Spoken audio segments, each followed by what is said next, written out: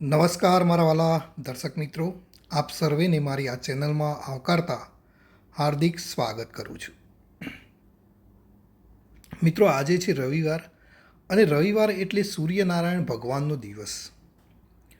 ઘણા બધા લોકો રવિવારનું વ્રત પણ કરતા હશે, તો એ લોકોએ આ સૂર્યનારાયણ વ્રત કથા જરૂરથી સાંભળવી જોઈએ અને વ્રત કથાનું ફળ મેળવવા માટે બીજા લોકોને પણ સંભળાવવી જોઈએ અથવા તો મોકલવી જોઈએ. તો મિત્રો, ચોક્કસથી તમે ચેનલને સબસ્ક્રાઈબ કરજો અને આ સૂર્યનારાયણની વ્રત કથાનો વિડીયો બીજા મિત્રો સાથે પણ શેર કરજો. તો ચાલો મિત્રો, આપણે શરૂ કરીએ સૂર્યનારાયણ ભગવાનની વ્રત કથા. સૂર્યનારાયણ ભગવાન પોતાની માતા સાથે જંગલમાં રહેતા હતા. સૂર્યનારાયણનું કામ તો આપણે મિત્રો જાણીએ જ છીએ, પૃથ્વી પરના તમામ જીવોનું પોષણ કરવું. એક દિવસ સૂર્યનારાયણની માતાશ્રીએ કહ્યું કે બેટા, હવે હું ઉંમરલાયક થઈ ગઈ, મારાથી કામ બનતું નથી, માટે તું જલ્દીથી લગ્ન કરે તો સારું. ત્યારે સૂર્યનારાયણે કહ્યું કે માં, આ જંગલમાં એક વ્યક્તિ છે, તેને રત્નાદે નામની દીકરી છે, તે મને પસંદ છે, તમે તેની સાથે મારી સગાઈ કરી આવજો. એટલે બીજા દિવસે સૂર્યનારાયણની માતાશ્રી રત્નાદેની માતાની પાસે સૂર્યનારાયણનું માગું લઈને ગયા અને કહ્યું કે તમારી દીકરીની સગાઈ મારા દીકરા સાથે કરો. ત્યારે રત્નાદેની માતાએ કહ્યું, તમારો દીકરો સવારે બહાર જાય અને સાંજે ઘરે પાછો આવે ત્યાં સુધી મારી દીકરી ભૂખી રહી શકે નહીં. તમારા પુત્ર સાથે મારી દીકરીની સગાઈ નહીં કરું. સાંજે સૂર્યનારાયણ ઘરે આવ્યા ત્યારે માએ બધી વાત કહી. એ તો નિરાશ બની ગયા. ત્યારે સૂર્યનારાયણ કહે કે ચિંતા ન કર, હું રત્ના તે સાથે જ પરણીશ. બીજે દિવસે સૂર્યનારાયણ ફરવા નીકળ્યા ત્યારે તેની માતાએ કહ્યું કે આજે રત્નાદેની મા તાવડી લેવા આવશે, તો તું કહેજે કે ઠીકરી ફૂટશે તો દીકરી લઈશ, શરત મંજૂર હોય તો લઈ જાઓ.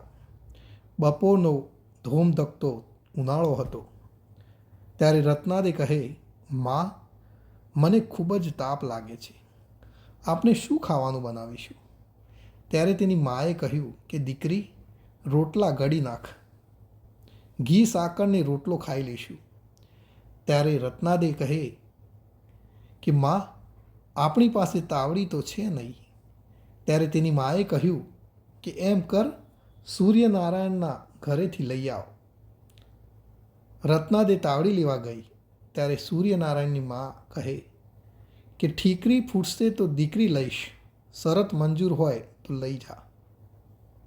રત્નાદે ઘરે પાછી આવી, તેની માને વાત કરી તો મા કહે કે એમ ક્યાંથી ફૂટી જવાની છે, તું તારે લઈ આવ.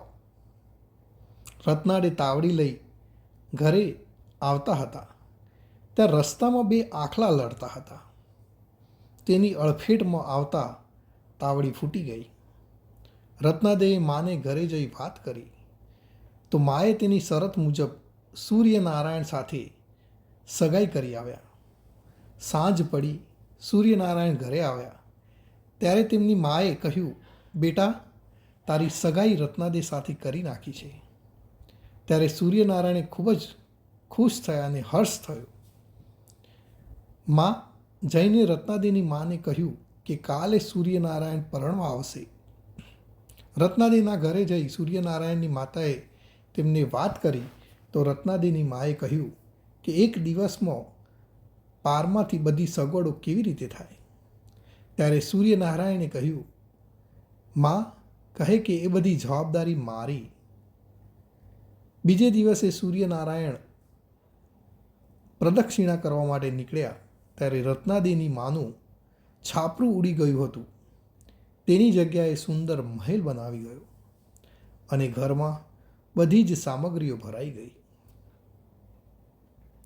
બીજે દિવસે રત્નાદે અને સૂર્યનારાયણના ખૂબ જ ધામધૂમથી લગ્ન થયા. સૂર્યનારાયણ નિત્ય સવારે પ્રદક્ષિણા કરવા નીકળી પડતા અને સાંજે મોડા પાછા આવતા. આવીને જમે તે પછી જ રત્નાદે જમે એટલે રત્નાદેનું શરીર દિવસે દિવસે સુકાવા લાગ્યું. એક દિવસ તેની મા કહે કે બેટા,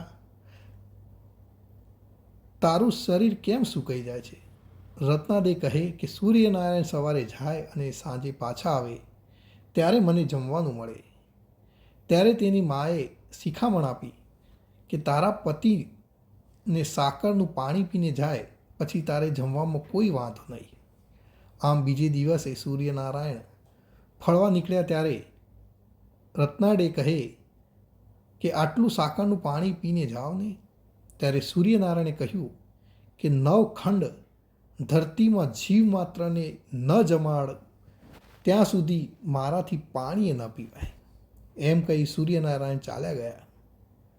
રત્નાદેને વિચાર આવ્યો કે શું તે ખરેખર બધાનું જીવન પૂરું કરતા હશે? આજ તો એમની પરીક્ષા કરું. તેને એક કીડી પકડી અને દાબડીમાં પૂરી દીધી. સાંજે સૂર્યનારાયણ જમી રહ્યા હતા ત્યારે કહે કે તમે સર્વ જીવોનું પૂરું કર્યું? ત્યારે સૂર્યનારાયણ કહે કે હા. ત્યારે રત્નાદે કહે કે ખોટી વાત. એમ કહી દાબડી ઉથાડી અને કીડી બતાવી ત્યારે પોતાના ચાંદલાનો ચોખાનો દાણો પડ્યો હતો તે કીડી મોજથી ખાતી હતી. તે જોઈને રત્નાદે વિચારમાં પડી ગયા. ત્યારે સૂર્યનારાયણે કહ્યું કે તને મારા ઉપર શંકા કરી, તેથી હું તને શાપ આપું છું કે ગમે તેટલું રાંધો તો પણ પૂરું નહીં થાય. એમ કહી જમવા બેઠા ને કોળિયો પોતાની માનો રાખ્યો અને એક કોળિયો રત્નાદે માટે રાખ્યો અને બધું જમીને ઊભા થઈ ગયા. બીજે દિવસે પાડોશમાં બબાલ ચાલતી હતી. રત્નાદેએ પૂછ્યું કે બહેન, તમે દરરોજ શા માટે ઝઘડો કરો છો? પડોશાને કહ્યું, કોઈ મારા છાણા ચોરી જાય છે. સાંજ પડી, સૂર્યનારાયણ આવ્યા. ત્યાં રત્નાદે કહે, આપણા પાડોશના છાણા કોણ લઈ જતું હશે? સૂર્યનાથ કહે કે મોટી સોમા લે છે અને નાની સોમાને માથે પડે છે. બીજે દિવસે પાછો પાડોશમાં ઝઘડો થયો. ત્યારે કહે છે કે દરરોજ શું કામ લડો છો? તમારા છાણા તો મોટી સોમા લઈ જાય છે. ત્યારે થોડા સોમા કહે કે તને કોને કહ્યું? રત્નાદે કહે કે મને સૂર્યનારાયણે કહ્યું. એટલે પેલી બાઈએ સૂર્યનારાયણને ખૂબ જ ગાળો દીધી. સાંજે સૂર્યનારાયણ આવ્યા અને જમવાનું કહ્યું તો કહે છે કે આજ મારે નથી જમવું.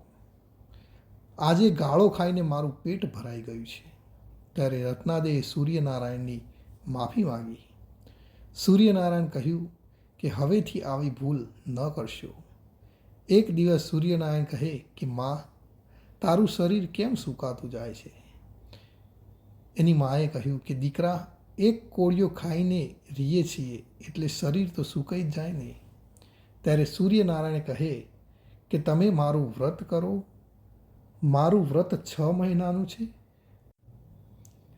એટલે 1.25 શેર ઘઉંનો લોટ, શેર ઘી અને શેર ગોળ લેવાનો, તેનો લાડુ બનાવી મને ધરાવવાનો. એક લાડુ રમતા બાળકને આપવો, બીજો ગાયના ગોવાળને આપવો, ત્રીજો માળીને આપવો. ત્યાર પછી કોઈ અતિથિ કે કોઈ બ્રાહ્મણને જમાડી પોતે જમવો. આ રીતે મારું વ્રત કરવાનું. વ્રત કરવાની દરેક ઈચ્છા પૂરી થાય છે. રત્નાદે અને સૂર્યનારાયણની મા એ બંનેએ આ વ્રત કર્યું. 6 માસ પૂરા થયા. ઉજવણું કરવાનો દરેક વિધિ કરી, પરંતુ વનમાં અતિથિ કે બ્રાહ્મણ ક્યાંથી લાવવા? એટલામાં રામ લક્ષ્મણ ફરતા ફરતા આવ્યા. ડોસીમાએ તેમને જમાડ્યા. હવે તે તેમને થોડુંક રાંધે તોય વધે અને થોડું જમે તોય ધરાય. આમ સૂર્યનારાયણના વ્રતથી લીલા લહેર થઈ ગઈ. તો મિત્રો, સૂર્યનારાયણ ભગવાનનું આ વ્રત કોઈ વ્યક્તિ કરે છે તો તેના ભંડાર હંમેશા ભરેલા રહે છે. હું તો એટલી જ વિનંતી કરીશ કે જે પણ કોઈએ આ વ્રતકથા સાંભળી એને સૂર્યનારાયણ ભગવાન મહેચ્છા પૂરી કરજો. જેવા રત્નાદયને ફળ્યા તેવા સર્વને ફળજો. બોલો સૂર્યનારાયણ દેવ કી જય.